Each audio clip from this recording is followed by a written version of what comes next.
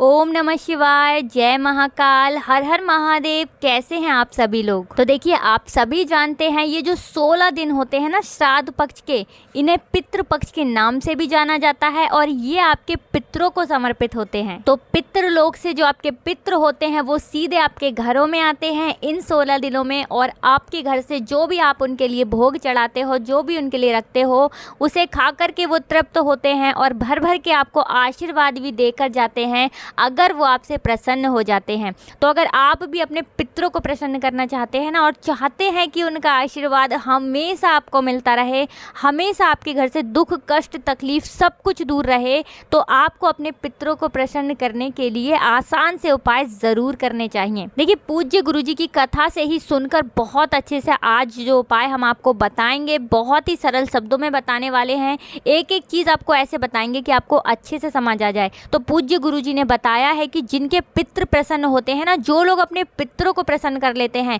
वो अपने जीवन की समस्याओं को दूर कर देते हैं, दुखों और कष्टों को दूर कर देते हैं। इतना ज़्यादा महत्व होता है हमारे जीवन में पितरों का।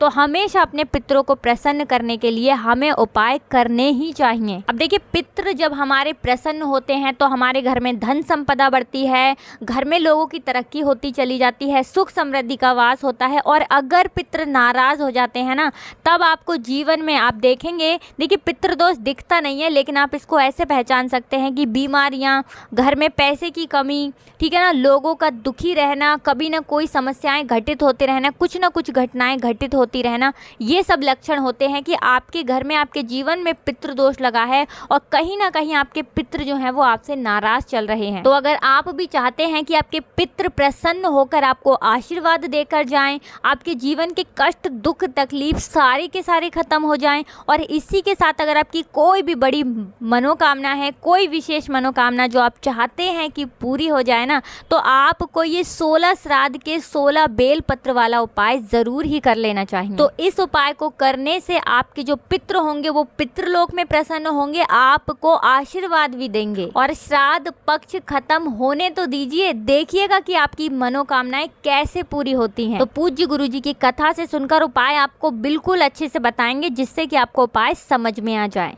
वीडियो में आगे बढ़ें दोस्तों, उससे पहले आप सभी से रिक्वेस्ट करते हैं कि वीडियो को लाइक करके महादेव का प्यारा सा नाम कमेंट सेक्शन में ज़रूर लिख दीजिए, और चैनल पर अगर पहली बार आए हैं ना तो सब्सक्राइब ज़रूर कर लीजिए। तो आज की वीडियो में हम आपको पूरे के पूरे 3 उपाय बताएंगे, जो कि तीनों के ही तीनों बहुत ही महत्वपूर्ण हैं। तो देखिए, आज की जो वीडियो है बहुत ही ज़्यादा खास है, लास्ट तक देखना, अंत तक देखना, क्योंकि लास्ट में हम आपको बताने वाले हैं कि वो कौन सी गलती है जो आप कर रहे हैं, जिससे कि आपकी कोई भी उपाय सफल नहीं होगा, कोई भी पूजा नहीं लगेगी, ठीक है ना। ये चीज़ आज हम आपको बताने वाले हैं। गुरुजी ने बताया है अपनी कथा में कि आधा से ज़्यादा लोग ये गलती करते हैं, तो कहीं आप भी तो ऐसी गलती नहीं कर रहे हैं। बिल्कुल भी वीडियो को स्किप नहीं करना है। तो चलिए जल्दी से बात कर लेते हैं पहले उपाय की। तो पहला जो उपाय है ये 16 बेलपत्र से करना है। अगर पितृपक्ष के दौरान आपके 7 8 कितने भी दिन निकल गए हैं ना, कोई बात नहीं, जब भी आप हमारी ये वीडियो देख रहे हैं ना पितृपक्ष के दौरान, तब से ही आपको ये उपाय करना है। तो देखिए, ये वाला जो उपाय है ना, पूज्य गुरुजी ने बताया है कि ये आपको सिर्फ एक बार करना है।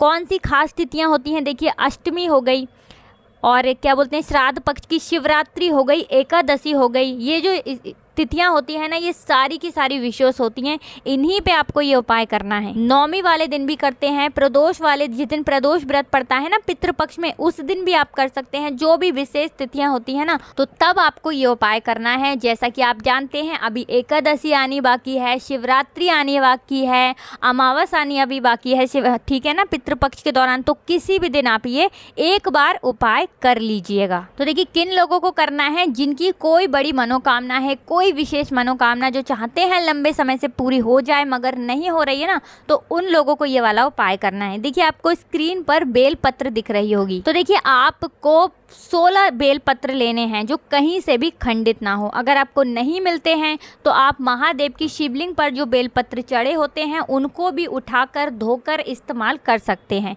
लेकिन आपको 16 के 16 बेल पत्र ऐसे लेने हैं जो कहीं से भी खंडित ना हो। बिल्कुल इस चीज़ को आपको ध्यान रखना है। अब इसी के साथ आपको लेना है गाय का कच्चा दूध, ठीक है, गाय माता का, गौ माता का कच्चा दूध लेना है, पका हुआ नहीं लेना है, और किसी मतलब भैंस वगैरह का भी नहीं लेना है। अब इसी के साथ आपको लेना है तांबे का एक लोटा और अपने घर का शुद्ध जल भरना है। दूध इस लोटे के अंदर नहीं डालना है, बिल्कुल ये चीज़ ध्यान रखना है। दूध आप अलग से किसी पात्र में ले जाएं, कटोरी वगैरह में, लेकिन इस लोटे के अंदर केवल आपको अपने घर का शुद्ध जल भरना है। अब देखिए दीपक आप जो लेंगे ना, उसके अंदर आपको गाय का शुद्ध देसी घी डालना है और उसके अंदर बाती लगानी है लंबी वाली। अब देखिए इस दीपक को आपको उठाना है और अपने घर में कहाँ रखना है, जहाँ पर भी आप अपने घर में पीने का पानी रखते हैं, चाहे अपने किचन में रखते हैं या किचन से बाहर कहीं रखते हैं, मटके में रखते हैं, आरओ में रखते हैं, किसी भी चीज़ में रखते हैं ना, वहीं पर आपको ये दीपक लगाना है। उपाय कब करना है?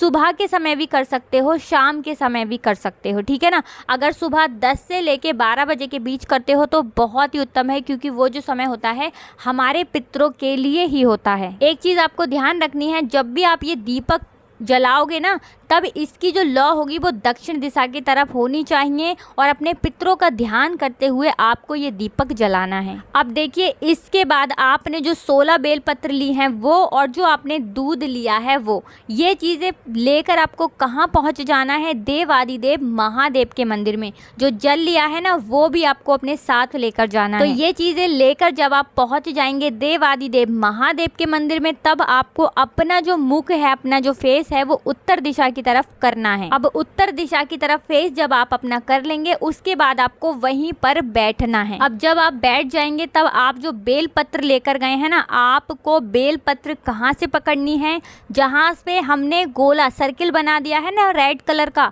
बेल पत्र आपको यहाँ से पकड़नी है और जो दूध आप लेकर गए थे उसके अंदर डुबानी है और शिवलिंग पर आपको कौन सा मंत्र बोलते हुए चढ़ानी है? तो ध्यान से सुनना मंत्र, ओम पितृ देवाय नमः। फिर से आपको बता देते हैं, ओम पितृ देवाय नमः। इस मंत्र का जप करते हुए एक एक करके सारी बेलपत्र आपको शिवलिंग पर चढ़ानी है। एक साथ नहीं, एक चढ़ा दी मंत्र बोल दिया, दूसरी चढ़ा दी मंत्र बोल दिया, इस तरह से आपको एक एक करके सारी की सारी बेलपत्र शिवलिंग पर चढ़ानी है। अच्छा, बेलपत्र जो आप चढ़ाएंगे तब आपको ये चीज़ ध्यान रखनी है कि जो डंडी होगी ना वो जलाधारी की तरफ होनी चाहिए। बेलपत्र में जो डंडी होती है ना, जहाँ पर से जल नीचे की तरफ गिरता है, चढ़ाएंगे शिवलिंग के ऊपर, लेकिन डंडी इधर की साइड होनी चाहिए और जो पत्ती का आगे का मुख होता है ना वो आपकी तरफ होना चाहिए। तो 16 की 16 बेलपत्र जो आप लेकर गए थे, इसी तरह से आपको शिवलिंग पर चढ़ा देनी है। अब इसके बाद आपकी कटोरी में जितना भी दूध बचा है ना, वो सारा का सारा दूध आपको इन्हीं बेलपत्र, जो 16 बेलपत्र आपने चढ़ाएंगे ना, इन्हीं के ऊपर ओम नमः शिवाय इस मंत्र का जप करते हुए चढ़ा देना है। इसके बाद जो आप अपने घर से 1 लोटा शुद्ध जल लेकर गए थे ना, वो आपको चढ़ाना है शिवलिंग पर, ठीक है ना। जो आपने 16 पत्ते चढ़ाए हैं, जिनके ऊपर दूध चढ़ाया है, उसी के ऊपर आपको ये जल सारा का सारा चढ़ा देना है। ओम नमः शिवाय, श्री शिवाय नमस्तुभ्यम का जप करते हुए। अब इसके बाद जब आप इतना कर लेंगे ना, इसके बाद आपको अपना दाहिना हाथ उन्हीं बेलपत्रों के ऊपर रखना है जो 16 बेलपत्र आपने चढ़ाई थी, ठीक है ना। आप बोलेंगे अपना नाम और गोत्र, उसके बाद आप अपनी मनोकामना शिव जी से कह देंगे। जो भी आपकी मनोकामना है, बड़ी से बड़ी मनोकामना भी आपकी जो पूरी नहीं हो रही है, वो मनोकामना आपको शिव जी से कहनी है। तो देखिए ध्यान से सुनना, गुरुदेव ने ऐसा करने को क्यों कहा है। तो देखिए शिवलिंग पर जब आप 1 बेलपत्र समर्पित करते हो ना, तो इससे महादेव को ठंडक मिलती है। तो ठंडक जब शिव जी को मिलती है तो इससे वो हमेशा शांत रहते हैं, तृप्त रहते हैं। गुरु जी ने ऐसा बताया है। अच्छा, जब आप पितृ पक्ष के दौरान 16 बेलपत्र अपने पितरों का ध्यान करते हुए, स्मरण करते हुए शिवलिंग पर चढ़ाते हैं, तो ये जो पूरा का पूरा फल होता है ना, ये आपके पितरों को जाता है, जिससे कि आपके जो पितृ देवता होते हैं वो तृप्त हो जाते हैं और इसके बाद उन्हें फिर किसी भी चीज की जरूरत नहीं होती है। और इसके बाद वो अपने दोनों हाथों से आपको भर भर कर आशीर्वाद देते हैं, लुटाते हैं आपके ऊपर। इसके बाद जब आप शिवलिंग पर उन पत्तियों पर हाथ रखकर शिवजी से और अपने पितृ देवों से प्रार्थना करते हैं ना, बड़ी से बड़ी मनोकामना भी आपकी पूरी हो जाती है, ज्यादा समय नहीं लगता है। तो पूज्य गुरु जी द्वारा बताया गया ये वाला जो उपाय है बहुत ही खास है, बहुत ही अचूक है। तो पितृ पक्ष में एकादशी है, पितृ दोष है, अमावस्या है, किसी भी दिन ये उपाय आप कर लीजिए। अष्टमी है, नवमी है, किसी भी दिन कर लीजिए, आपकी मनोकामना होगी ही होगी पूरी। अब देखिए ये जो दूसरा वाला उपाय हम आपको बताने वाले हैं, ये है बीमारियों के लिए। अगर आपको कोई बीमारी है तो देखिए बीमारी के लिए गुरुजी ने छोटा सा काम बताया है, जो उनकी कथा कोटा में हुई थी ना, वही कथा। तो गुरुजी ने अपनी कथा में बताया है कि अगर आप शिवालय में जा रहे हो, शिवलिंग के पास जा रहे हो, तो जो बेल पत्र होती है ना वहाँ चढ़ी हुई, वो आप उठा कर ले आओ। अगर आप भी बेल पत्र चढ़ा रहे हो तो उसे भी ला सकते हो, पहले से वहाँ चढ़ी हुई हैं उन्हें भी ला सकते हो। तो वो बेल पत्र लाकर आपको अपने घर में रखनी है। बेल पत्र कभी भी बासी नहीं होता है और कभी भी ये पुराना नहीं होता है, बिल्कुल इस चीज को ध्यान रखना। तो देखिए जब भी आपको लगे आपका जो बीपी है वो नीचे ऊपर हो रहा है, दवाइयों से उसे कंट्रोल करना पड़े, तो दवाइयां तो आपको लेनी है, लेकिन साथ में एक काम और करना है। तो जब भी आपको लगे कि आपको कोई परेशानी है, बीपी बढ़ रहा है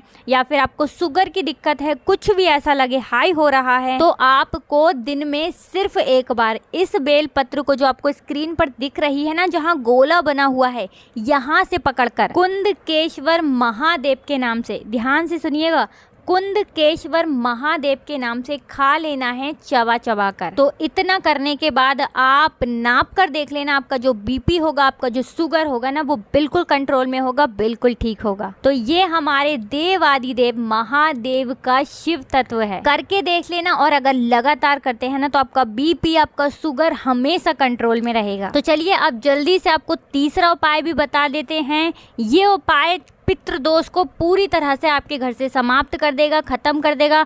और अगर आपके पितृ प्रसन्न भी है ना, तो हमेशा आपसे प्रसन्न रहेंगे। अब आपको ये वाला उपाय तो करना ही चाहिए, अगर पितृ नाराज हैं तब भी और नहीं नाराज हैं तब भी, क्योंकि अगर करते हैं तो कभी भी आपके जीवन में पितृदोष नहीं लगेगा और आपके पितृ आपसे हमेशा प्रसन्न रहेंगे। तो देखिए कोटा वाली कथा में गुरुजी ने बताया था कि जब माता पार्वती हिमालय पर आ रही थी तो उससे पहले उन्होंने पिबरी को देखा था। तो जो व्यक्ति पिबरी के नाम से 1 लोटा शुद्ध जल मेरे महादेव की शिवलिंग पर चढ़ा देगा ना, शिवलिंग पर समर्पित कर देगा, उसे अपने पूरे यानी संपूर्ण जीवन में कभी भी कोई पितृदोष नहीं लगेगा। श्राद्ध पक्ष के दौरान किसी भी विशेष दिन ये उपाय करना है। तो 1 लोटा जल चढ़ाना है, अपने घर का नाम कौन सा लेना है, पिबरी, ठीक है ना, बिल्कुल ध्यान रखना, ये नाम बिल्कुल आपको नहीं भूलना है। तो ये तो था तीसरा उपाय। अब जल्दी से आपको वो महत्वपूर्ण बात भी बता देते हैं जो गलती अक्सर लोग कर देते हैं। तो देखिए ये जो 16 दिन होते हैं ना, श्राद्ध के 16 दिन पितृपक्ष के,